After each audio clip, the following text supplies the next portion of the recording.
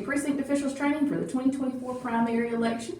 I do want to preface this by saying I'm not a videographer for a living, and this by no means will be a professional video, but we're going to roll with it, and we're going to get you trained, and we're going to get where we need to be for this election.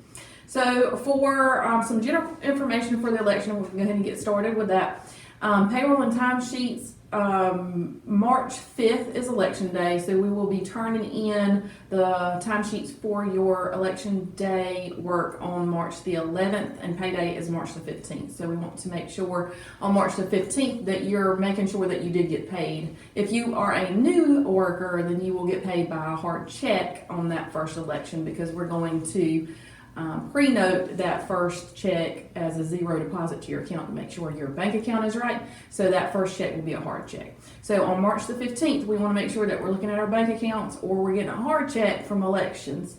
New employees need to complete some paperwork before they can get paid. So if you are a new employee, then we're going to need you to fill out some paperwork for payroll, and we can send that to you in an email. We will send that to you in an email after this training video. If you have any questions about the payroll forms, let us know. They can go directly to our county manager's office for Angelica Hall or Amanda Meadows, or you can drop them off to us and we can make sure they get where they go. If you are a new employee, also, you're going to need to take an oath. Those oaths will be given to you on election morning by the chief judge, because we've already done our training in person. So if you didn't attend training in person, then the oath will be given to you first thing on election morning by your chief judge. If you are working out of precinct, so if you're working at a precinct that you are not assigned to, you don't vote in that precinct, then what we want you to do is to vote early during early voting, because they will not have your ATV label at that precinct. So you will have to vote provisionally if you don't vote early, which is okay. I mean, we will count the vote because it's just an out of precinct vote, and that's okay. But we do want to make sure that if you have an opportunity to vote early, that we do that so that you can vote regular ballot. That will go through the machine and it won't be provisional. Balancing, we're going to balance our totals throughout the day just like we always do. So periodically throughout the day, workers will be looking at the machine versus the total that you guys have for ATV forms. So every voter that comes in completes an ATV form and signs it, and that is how they basically get their voter history. So throughout the day, if you have, let's say 50 ATV forms, then the machine total should also say 50, and that's how we know that we're balanced. Just like balancing money in a bank, we're going to balance our ballots throughout the day. Incident reports need to be completed throughout the day if there's anything crazy that happens. So if you're working with somebody and a voter comes in and they get irate and decide not to vote, that's the kind of stuff that we want to write down. If they leave and take their ballot with them, which we hope doesn't happen, but you know, crazy things do happen sometimes.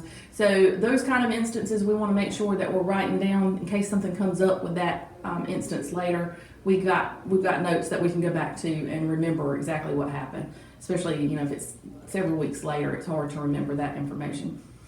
List of voters countywide. That list will be distributed. Chief Judge will have it with her or him, and they will be able to look at that list of voters countywide if somebody shows up at your precinct that may be registered somewhere else. So if they come to Pollocksville and they give you an address that you know is in Comfort, before we send them to Comfort, if they want to vote a regular ballot instead of provisional ballot, before we send them to Comfort, we are going to look in that book to make sure they're a registered voter in Comfort. So the last thing we want to do is send them there based off of their address, and then they get there and they aren't actually even registered in the county. And so we've sent them halfway across the county and they still can't vote a regular ballot. So let's try to make sure that that does not happen.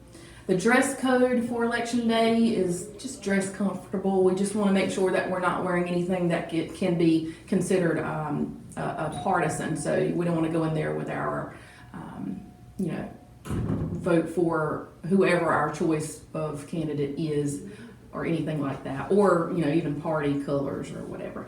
Food and medication, we want to make sure that you guys are bringing that with you because once you get to the polling location on election day, you don't leave until the polling place closes. So if you've got food or if you've got medication that you take, and obviously we're going to need some food because it's a long day, so make sure you bring enough to eat and that you bring your medications for the day and something to drink.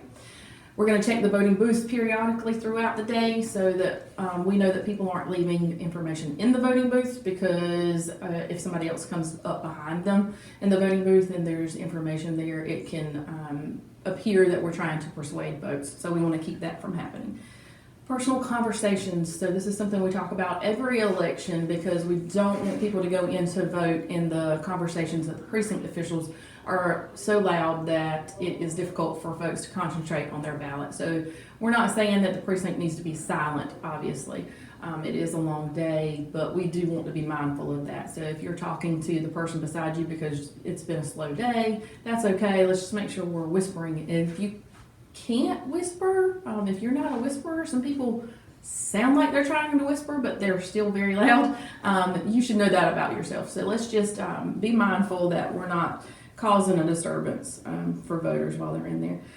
We want a welcoming and nonpartisan environment. So when people come in, we want to be speaking to them. If they have opinions, which they probably will, especially this election, have a lot of opinions about particular things like photo ID. So we can't discuss our opinion on that.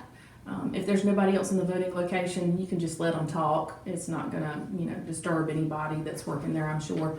But if we have voters in the active voting, in the voting enclosure, then we want to try to minimize those conversations that the voter may be trying to have with us. Moisture in ballots is something that we talk about every time because we have had this issue before. So if the voting machine starts giving a lot of error messages and beeps and things throughout the day, it may be that we have moisture in our ballots. So the machine is smart enough to know exactly how thick that the ballot paper is. And if any moisture gets in those ballots and it swells them up just a little bit, it won't go through the machine because the machine thinks it's not a real ballot. So what we do is we use hanging file folders to keep those ballots from being laid out in the open air. So they're sort of protected by those file folders, and that has eliminated our ballot moisture issues. So we want to make sure we are using those hanging file folders throughout the day.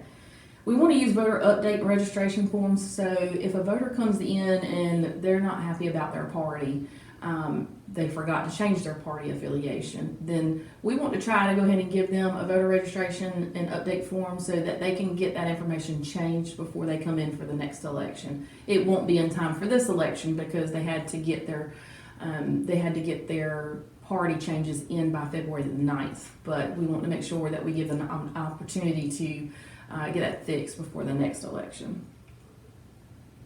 I'd like to give you guys information about how many voters we have in each precinct because it's a pretty dramatic difference. Although we have 7 voting locations and we have approximately 7,000 voters, they're not evenly distributed throughout those precincts. So one precinct could be 4 times as busy as another just because they have more registered voters in that precinct. So for Y-Sport, we have 721 voters around that will be eligible to vote in that district at that polling location. 194 voted in the 2020 primary, which is the last primary that was a presidential preference primary. So that's the election that we compare this election to. In Phillips, at Phillips Crossroads, we have 490 voters in that district. 99 voted in 2020. In Comfort, we have 594 registered voters in that precinct and 168 voted in 2020. In Pollocksville, we have 1,982, so you might as well say 2,000 voters in Pollocksville. 524 voted in 2020. In Trenton, we have about 1,500 voters. 336 voted in 2020. At Hargett's Crossroads, we have 554 voters. 158 voted in 2020. And in Maysville, we have about 1,350 voters, with 340 voting in the 2020 primary. So that sort of gives you an idea of what we expect as far as how busy we think you guys might be on election day.